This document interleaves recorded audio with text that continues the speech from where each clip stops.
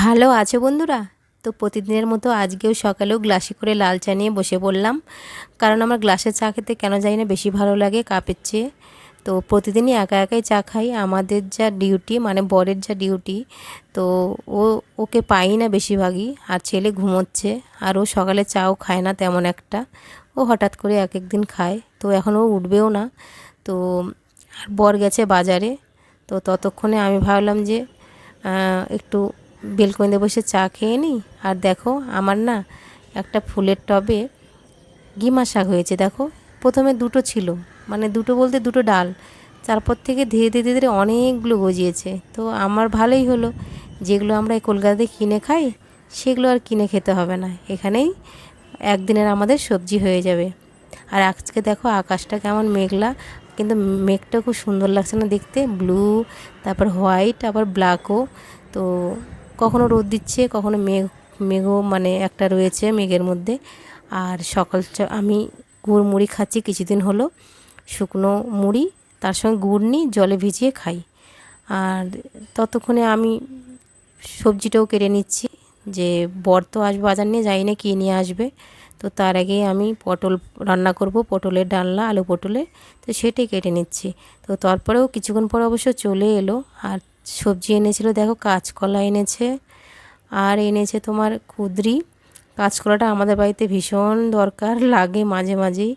কুঁদরি এনেছে, কুঁদরি খেতে ভীষণ ভালো লাগে, যেটা কিন্তু আমি উত্তরবঙ্গে আমি কোনোদিনই খাইনি থাকতে। আমি কলকাতায় এসে এগুলো খাই, মানে খেয়েছি তবে থেকে ভালো লাগে। আর পনির এনেছে, পনির হবে। আর এনেছে তোমার বেগুন। বেগুনের যে দাম, এই বেগুনটা মনে হচ্ছে একটু কম দাম মনে হয়, তবে আমি জানি না সঠিক, ভুলও হতে পারে। এই বেগুনগুলো তরকারিও ভালো লাগে, মাছ দিয়ে পাতলা ঝোল, আমার ভাজাও ভালো লাগে। তো দাম হলো তো খেতেও হবে। আর দই এনেছে, আর এনেছে হচ্ছে দুধ, আর ছেলের জন্য দুটো পাউরুটি। তা আমি ওকে বললাম যে দই এনেছে, সবাই তো ঠান্ডা লেগেছে। তো চলো পনিরটা ফটাফট কেটে নিই। আর আজকে এই যে জানো আমি যে চপিং বোর্ডটা ব্যবহার করছি, জানো এই চপিং বোর্ডটার বয়স কত? 14-15 বছর হয়ে যাবে। সে অনেক দিন আগে শীতের মোড় মেলায় কিনেছিলাম, শখ করে কিনেছিলাম যে করব, কিন্তু না, আমি ইউজ হয়তো 1-2 বার করে বাস তুলেই রেখেছিলাম, কোনোদিনই ব্যবহার করিনি। এমনি সামনেই থাকতো, কিন্তু আমার ভালো লাগে না। আমার বটি দিয়ে বেশি কাটতাম, আর চাকু দিয়ে কাটতাম ঠিকই, কিন্তু কি করতাম বলো তো, একটা আমার বড় থালা রয়েছে, আমার মা দেয়, যেটা আমি তোমরা আমরা আগের ভিডিওতে অনেক দেখেছো হয়তো। সেই ভিডিওতে মানে সেই থালাটা আমার ভীষণ প্রিয়, সেই থালাতেই আমি চপিং বোর্ডের বদলে সেই থালাতে পেঁয়াজ থেকে শুরু করে বাকি অনেক সবজি ওর মধ্যে কাটি।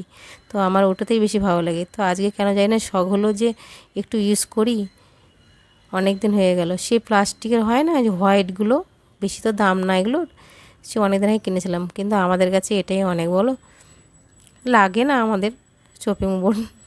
চপিং বোর্ডটা আমার লাগেও না, এই যে আজকে একটু শখ করে বের করেছি। তো পনিরটা প্রথমে রান্না করব, তাই কি রান্না, প্রথমে তো ওই যে দেখো গরম মশলা ফোড়ন দিলাম, এলাচ আর দারচিনি আর কয়েকটা লবঙ্গ, আর আলু আর ক্যাপসিকাম ছিল একটা দেখলাম পরে, সেটাও দিয়ে দিলাম, লবণ হলুদ দিয়ে ভেজে নিলাম।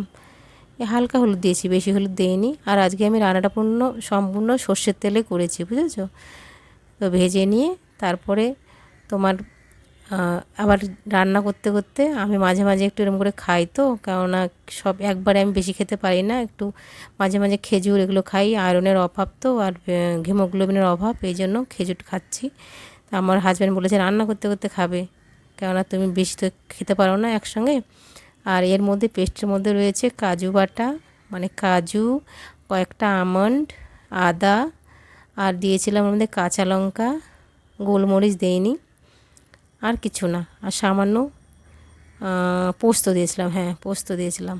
তারপর সেটা দিয়ে আর কোনো মানে মশলা দিইনি, আর কাশ্মীর লঙ্কা গুঁড়ো দিয়েছিলাম, বাস দিয়ে নাড়াচাড়া করে একটু ঘন যখন এলো তখন নামিয়ে নিয়েছিলাম।